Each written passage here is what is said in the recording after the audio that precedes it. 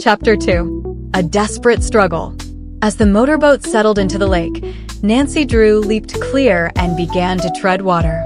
Her first thought was for her chum. What had become of her? Nancy Drew was an excellent swimmer. But as Nancy knew, Helen Corning was barely able to keep herself afloat in a quiet pool. With crushing, smothering waves bearing down upon her, she would be helpless. Frantically, Nancy glanced about. She heard no cry, but several yards away she thought she saw a white hand above the water. With powerful crawl strokes, she plowed through the waves toward the spot. The hand had vanished. Bending at the waist and then suddenly straightening her body, Nancy shot down in a surface dive. With eyes open, she groped about underwater. At last she was forced to the surface, gasping for breath. "Oh, I must find her," she thought desperately. "I can't let her drown." Then only a few feet ahead, she saw her chum struggling. In her fright, Helen had forgotten what little she knew about swimming and was thrashing madly about. One powerful stroke brought Nancy directly behind her chum. Reaching out an arm, she hooked Helen under the chin and with her free hand, elevated her body to the surface of the water.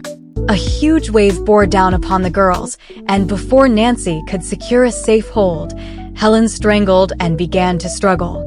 She clutched Nancy about the neck. "Let go," Nancy cried. "Let go."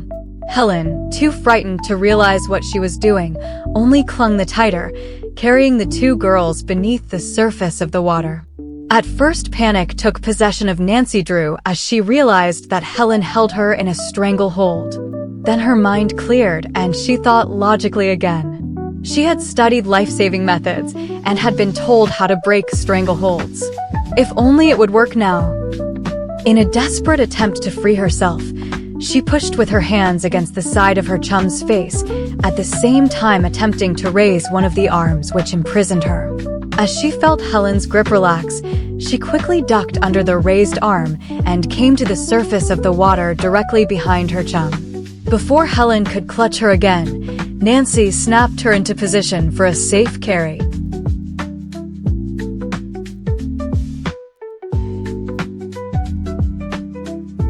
"Don't struggle, or we'll both drown," she warned Helen. Feeling that she was somewhat safe, Helen relaxed somewhat. But scarcely had Nancy Drew begun to believe that she had her chum under control when a huge wave swept over the two girls. Again, Helen began to struggle and fight. Although Nancy held her in a position from which she could not free herself, the battle was a wearing one. "Hold your breath when you see a wave coming," Nancy instructed. "Don't be afraid. I won't let loose of you."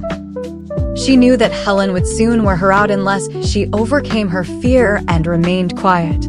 Already Nancy was short of breath, and for a swimmer far from shore that was a fatal warning.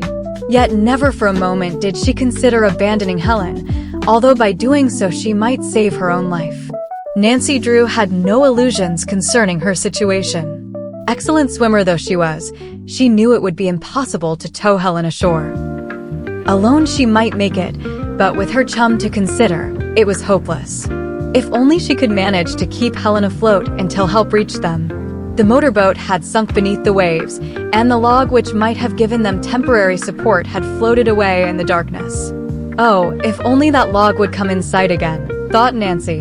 As if in answer to her wish, the log bobbed up at that instant, but before Nancy could grab hold of it, it went out of sight. She watched eagerly, but it failed to reappear. The exhausted girl's heart sank within her. "Help!" Nancy cried frantically. With a sinking heart, she realized that her voice would not carry far. She and her chum were at the mercy of the cruel waves. In this moment when it seemed that there was no hope of rescue, it was but natural that Nancy Drew's thoughts should turn to her father. Would she ever see him again? For the most part, Nancy's life had been an unusually happy one. Since the death of her mother many years before, she had lived with her father, Carson Drew, a noted lawyer engaged largely on mystery cases, in the middle western city of River Heights, which was 40 miles from Moon Lake. Aided by an elderly servant, Hannah Gruen, Nancy had taken over the direction of the household. Her life had been an exciting one, for she had always taken an interest in her father's mystery cases. Carson Drew was proud of his daughter and openly boasted that she had a talent for unearthing mysteries and solving baffling cases.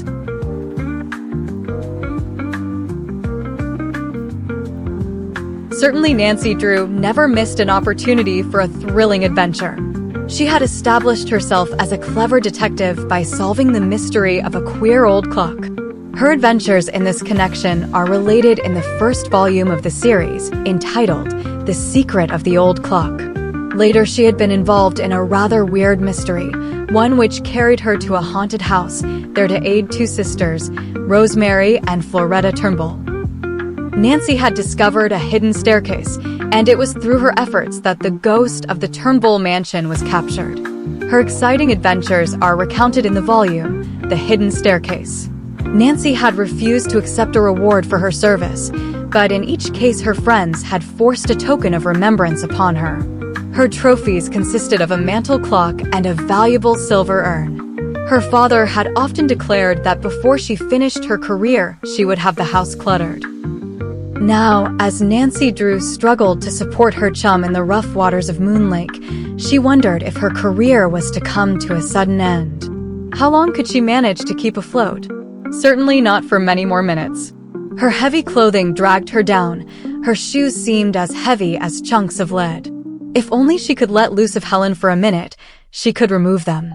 "Can you float on your back for just a few minutes?" she asked. "Oh, don't let go of me, Nancy," Helen pleaded. "I'm frightened to death." "I won't," Nancy promised. She intended to remain with her chum until the end. After all, it did not greatly matter about the shoes, she told herself. Even were she rid of them, it would only prolong her time a few minutes. She could not hope to support Helen indefinitely. Each second dragged like an eternity. At frequent intervals, Nancy shouted for help, although she believed she was only wasting energy. Her breathing became increasingly difficult. Helen Corning, who had gradually grown more calm, could not help but know that Nancy's strength was beginning to fail. For the first time, she realized the sacrifice her chum was making. Encumbered as she could never hope to reach shore. "Save yourself," she begged. "Go on without me." "Never. You can reach shore alone, Nancy. If you try to save me, we'll both drown." Nancy Drew knew that Helen spoke the truth, but she did not relax her hold. Nothing could force her to desert her chum. Each minute it seemed to her that she could not take another stroke, and yet, by sheer force of will, she managed to endure. A huge wave bore down upon the two girls, smothering them in its embrace. Feebly, Nancy struggled back to the surface with her burden. "One more like that, and I'll be through," she told herself. Just then, she thought she heard a noise above the roar of the wind. Was it her imagination, or had she really heard the splash of an oar? "Help!" she screamed. Was there really an answering cry, or were her ears playing cruel tricks upon her? Again, Nancy raised her voice in a frantic cry. This time there could be no mistake, for she distinguished the words. "Hold on. I'm coming." Aid was coming at last. The thought gave Nancy Drew the courage to endure for a few minutes longer. "Where are you?" a shrill voice called. "Here. Here." Nancy cried desperately.